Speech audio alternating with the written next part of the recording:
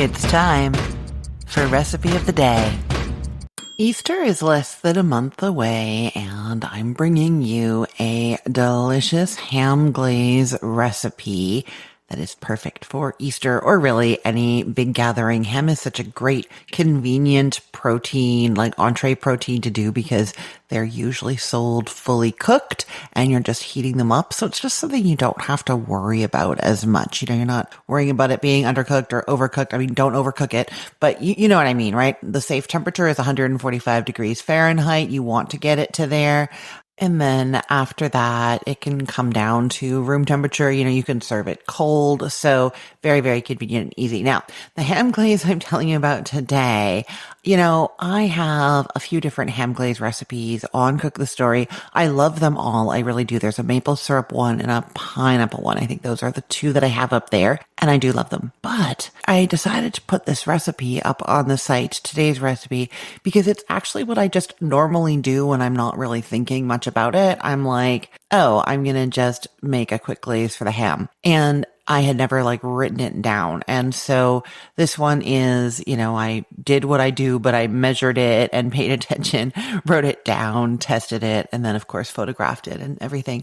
So this is, you know, what I do when I'm not really thinking about it. I'm just going to glaze a ham. It's a 3-ingredient brown sugar ham glaze.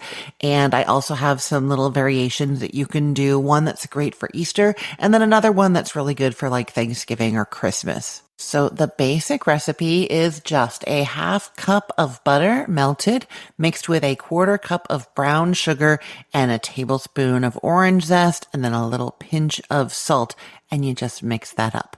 That is all. But you can add some other things. So you can stir in a couple tablespoons of orange juice if you want to, juice the orange that you got the zest from. It's going to make it a little bit tangier. I don't actually like it as much. I think it takes on a sweet and sour kind of flavor. But if you like that kind of thing, it's really good. And then for Easter, what I like to do, not the orange juice, but to stir in a tablespoon of lemon zest along with the orange zest. And it's just such a bright, fresh flavor. Lovely in there. And then, like I said, if I'm doing this for Christmas or Thanksgiving, I would not do the lemon zest. I would still do the orange zest. I would not do the orange juice. And I would stir in a 1/4 teaspoon of cinnamon and a 1/4 teaspoon of cloves. And it just gives that little light, warm spice flavor to it. And you know, it's often traditional to stud a ham with whole cloves. If that's something that you like doing, you can do that. I find it a little bit overpowering, too much clove. So this is just that little touch of that isn't as overpowering, right? So those are the options. Now I'm going to tell you how to use this glaze. I know I've told you how to glaze ham before, and there's a separate whole post on Cook the Story about how to glaze ham. And there's a whole post about how to cook a boneless ham and how to cook ham more generally. All of those will be linked to in the show notes for this podcast episode, or go to cookthestory.com and search for them there using the search function at the top. I think it's in the little hamburger menu if you're on your phone, but all of that information is there. But I'm going to just very quickly walk you through how to use this ham glaze for the most perfect of hams. So this is enough glaze for a 5 to 8 pound ham, whether it is boneless, bone-in, or semi-boned, or spiral cut. If it's 5 to 8 pounds, you have enough. If your ham's a little bit bigger than that, it's still going to be fine. If it's a little bit smaller, you won't use it all. But 5 to 8 is the sweet spot. Now, if your ham is spiral cut, you don't do anything to it. But if it's not, I do like to score it. So you do a grid pattern, just with a sharp knife. You just go all in one direction on the ham, making little cuts that are not even 1/4 of an inch deep, and then go in the other direction perpendicular to those. And what that does is when we put our glaze on there, it lets that flavor get down into the ham a little bit, but it also gives you all those little edges, which are extra little places that can caramelize from the sweetness of the glaze. And then you get that brown, beautiful brown, little square edges everywhere that taste extra good, a little bit crispy and caramelized. So score it. Then you're going to put the ham on a rack, an oven-safe rack set over a baking dish that's bigger than the ham. And I like to put water in that baking dish, and that is because once we add the glaze, it has that sugar in it. It's going to drip down off the ham, and then it's going to burn onto the bottom of your pan if you don't have the water there. So the water is going to prevent that. I will say that if you want to do a ham gravy, which is just a delicious thing that takes your ham dinner to a whole other level, if you're going to make a ham gravy, I will link to a ham gravy recipe for you for sure. And you can go to Cook the Story and search for one.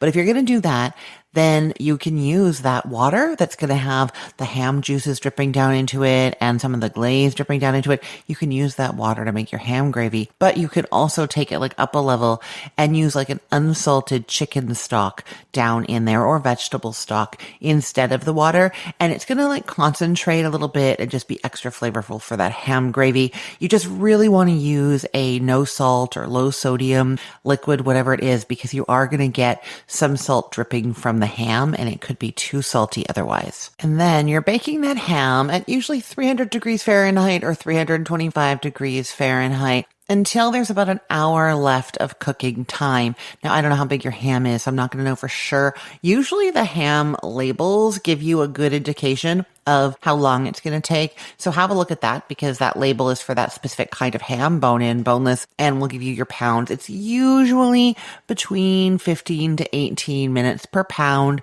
and you're wanting it to get up to, like I said, 145 degrees Fahrenheit as read on an internal thermometer, instant read thermometer. So approximately an hour before you think it's ready, you're going to take it out, make sure there's still water under the ham in that pan, and then you're brushing 1/5 of the glaze all over the top of the ham, letting it get into those little scores.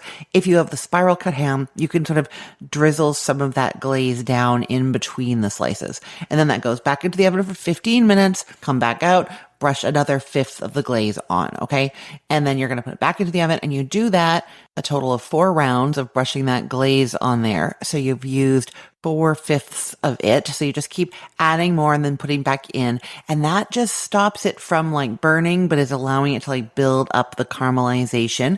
If it's ready a little bit before you expected and it hasn't caramelized enough, you can just put the broiler on for a couple of minutes, keep your eye on it, and just let that brown a little bit more, those little crunchy edges, and then take it out, and then you're letting it rest for 10 minutes. But before you let it rest, brush it with that last 1/5 of the glaze, and that is going to make it all extra shiny and kind of like a little bit sticky because that's not going to be like cooked onto the ham in the same way, but like a little bit cooked on because the ham is still warm. You know what I mean? Really, really nice effect, that shine. So that is what you do. Let it rest for 10 minutes and then slice and serve.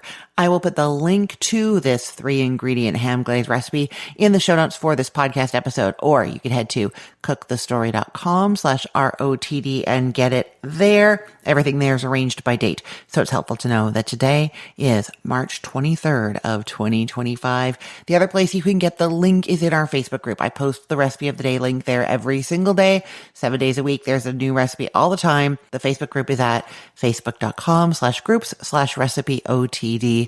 I look forward to seeing you there. I'm Christine Pittman from cookthestory.com, thecookful.com, the all-new chicken cookbook, and from this podcast recipe of the day. I hope you have a great day. Let's get cooking.